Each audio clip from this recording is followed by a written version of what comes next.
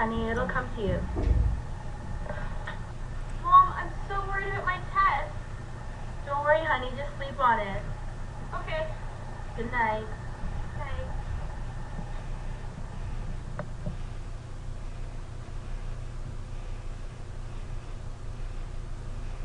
Today I don't feel like doing anything. I just wanna focus on math. Domain and region made a change. It all makes me go insane. Today I don't feel like doing anything. Now let's get started. Well, hello students, this is Coach Holiday, and today we are going to look at our last lesson on domain and range of continuous functions.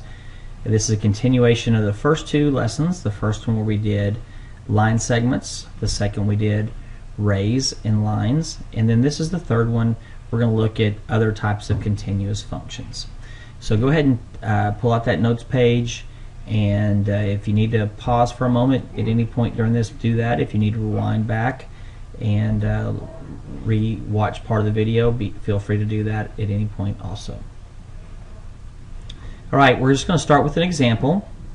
Since we know how to do most of this, we want to find the domain and range of each graph and determine if the graph is a function. Okay, so remember to find the domain. To find the domain, we're going to look at our x's, okay, the x-axis. So what I'm going to do is I'm going to go over and I'm going to find the left border. So I'm going to frame this thing, and the left border of my graph is right here. And then I'm going to look at the right border, and the right border looks like it goes right here. Now notice this isn't really a line segment, it's kind of a curved segment, okay? Now I don't need to worry about this area out here, and I don't need to worry about this area out here. To find the range, I'm looking for the values on the x-axis that are between these 2 points, so it'll be right here. Alright, so what we'll do is we'll look. The x value for this point, the left side of it, is -2, and the x value for the right side is +2. And remember, our x is in between, and we're going to use less thans. And remember, if it's a solid dot at this point, we'll use the equal. If it's a solid dot where the 2 is, we'll use the equal there. Alright, so if I notice that dot, it's solid, so I have to use the equal. And that dot solid, so I have to use the equal. So my domain is written as -2, less than or equal to x, less than or equal to 2. Sorry about that noise in the background. Now we'll look at the range. So I'm going to take a second, clear my graph, and then we'll get started again.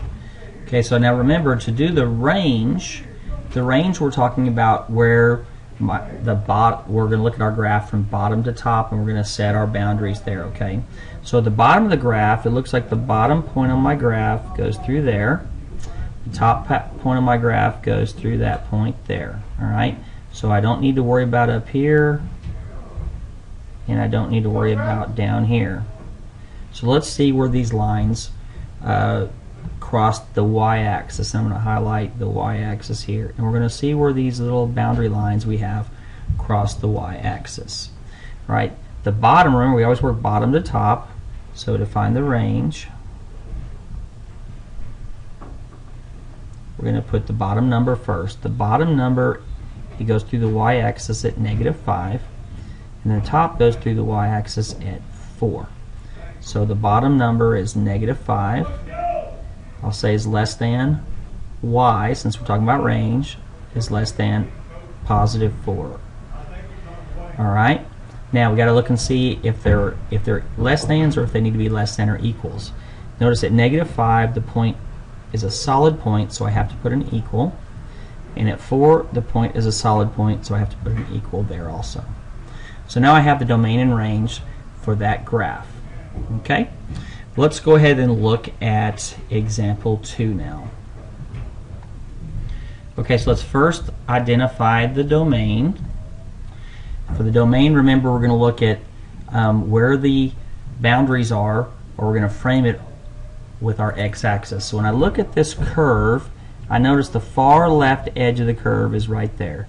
So that's where I'm going to draw my curve, my line, my boundary line there. So that's the left side, and we're going to shade all this way because we're not going to use this area out here. Now the right side, if I come from the right, it looks like, notice there's a point here, but that's not our farthest point to the right. It's actually right here. So we're going to come, we have to look at the furthest point to the left and the furthest point to the right. So that's where it is, and I'm not worried about anything over here. Okay, so looking at my x-axis, what is the domain there? How far does it move over? All right, so we're going to look on the x-axis. The left boundary is -3, and the right boundary is 5. At -3, it just touches it, so that since there's not an open dot there, it touches it. We are going to include that, so that would have an equals in it. The right side at 5, that has an open dot, so that won't include it. So the way I write my domain is -3, put my x in there, and put my 5. The 5 has an open dot, so I just put less than. The -3, it touches with a solid line, so it has to have an equal in it. And there's my domain. Now let's go ahead and do the range. Let me take a second and clear the graph. Okay, so let's look at the range, and let's write the boundaries. So start at the bottom, so look at my graph. There's my lowest point, so my boundary is going to be right here. And then going from the top down, my boundary is going to be right here. That's where it touches. So I don't want to worry about anything up here, and I don't want to worry anything about down here. So our range is going to be the values on the y-axis that are included inside of our frame here that we made. Alright, so let's go ahead and look at that. We start bottom to top, remember. The bottom is -4, and the top is 3. So I write -4 because we go from bottom to top, my y and my 3. We'll put less than in each of these. And let's look at -4. If I look at the point it touches at -4, that's an open dot, so it does not get an equal sign. If I go up to the 3 and look, that's a closed dot, so that will have an equal sign there. Okay, and that's how we do that. Hopefully this made sense and was just a review for you. We are looking at it with curves, but it really doesn't change from the way that the line segments were. You can kind of just treat these as line segments. Okay, make sure you complete your whisk, and we'll see you in class to do a little work on this tomorrow. Have a great evening.